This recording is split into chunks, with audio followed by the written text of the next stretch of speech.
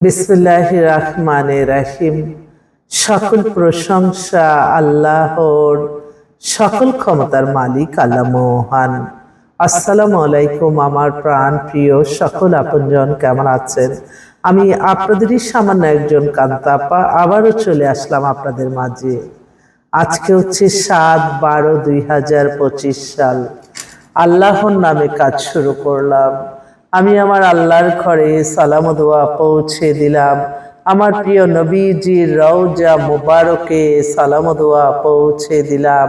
হযরত শাহজালাল শাহ পরানে সালাম ও দোয়া পৌঁছে দিলাম। আজমির শরীফে সালাম ও দোয়া পৌঁছে দিলাম। মাইজ বান্ডার শরীফে সালাম ও দোয়া পৌঁছে দিলাম। আল্লাহ আপনি নামাজ রোজা ইবাদত বন্দেগী কবুল আর মঞ্জুর করে নেন। আল্লাহ আপনি ভালো কাজ কবুল আর মঞ্জুর করে নেন, আমিন। আমাদের এই প্রতিষ্ঠানটা হচ্ছে বিয়ে শাদীর একটা মাধ্যম। আপনাদের অনেকের ঘরে বিবাহযোগ্য ছেলে মেয়ে আছে, ইনশাল্লাহ আমাদের প্রতিষ্ঠানে সরাসরি চলে আসতে পারেন। আমাদের অফিস প্রতিদিনই সকাল 10টা থেকে রাত 10টা পর্যন্ত ওপেন থাকে। অফিসটা হচ্ছে রামপুরা বনশ্রী মেইন রোডে 8 নাম্বার হাউস। হোয়াটসঅ্যাপ নাম্বারগুলি বলে দিচ্ছি: 0181785444124। আরেকটা নাম্বারও আছে 01971860261। আপনারা আসবেন ইনশাল্লাহ। আজকে আসলে বেশ কয়েকটা বিধবা এবং ডিভোর্স মেয়েদের কথা নাম ধরেই বলতে বলছে যারা। তার আগে একটা আনম্যারিড মেয়ে আসছে, ফিনল্যান্ডের সিটিজেন, মেয়েটা ইঞ্জিনিয়ার, 2002-এ জন্ম, 5 ফিট 3। এই ডিসেম্বরের লাস্ট দিয়ে আসতেছে। ওরা বাংলাদেশ থেকে ছেলে নিবে। যদি ফিনল্যান্ডে আপনারা সেটেল কোনো হতে চান, আমার ভাইরা অনেকে আছে অবিবাহিত, যারা ইউরোপ কান্ট্রি মেয়ে চায়, তারা হয়তো যোগাযোগ করলে ইনশাল্লাহ মিলাই দিতে পারবো। আল্লাহর হুকুম থাকলে সবই হয়ে যাবে, আল্লাহর ইচ্ছাই সবকিছু। তো এটা যেহেতু আসছে, আমি ফিনল্যান্ডেরটা বললাম। আর আমার যে বিধবা বোন 3-4 জনই সকাল থেকে অস্থির। তারা বলতেছে, আপু আমার জন্য তাড়াতাড়ি ব্যবস্থা করো। এক বোন, ও বিধবা, ওর বয়স 50 হয়ে গেছে, স্কুলের টিচার। তোর বসুন্ধরাতে বাসা, খুব জরুরি ভিত্তিতেই চাচ্ছে। ওর নাম হচ্ছে সুমাইয়া। সুমাইয়ের জন্য একটা উপযুক্ত পাত্র চায়, যে ভালো একটা ছেলে, দেশে হোক বিদেশে হোক, দুজনে মিলে ভালো থাকবে এরকম। ওর বসুন্ধরাতে বাসা, ও কিন্তু সরকারি টিচার, সরকারি অফিসার। আরেকটা বোন,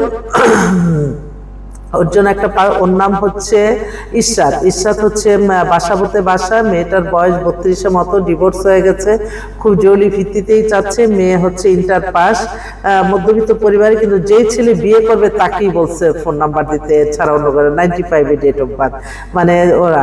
আরেকটা বোন, ও হচ্ছে ডাক্তার, ওর বয়স 32, ও শর্ট ডিভোর্স, ওর মালিকা নাম। মেয়েটা পাতলা টাতলা স্লিম, ভালো ডাক্তার, ওর জন্য একটা ভালো ছেলে চাচ্ছে মালিহা, ডাক্তার মারিয়া। আরেকটা হচ্ছে ডাক্তার মাদিহা, ওর বয়স 33-এর মতো, 5 ফিট 7 লম্বা, ও শর্ট ডিভোর্স হয়ে গেছে, ওর জন্য একটা ভালো ছেলে চাচ্ছে।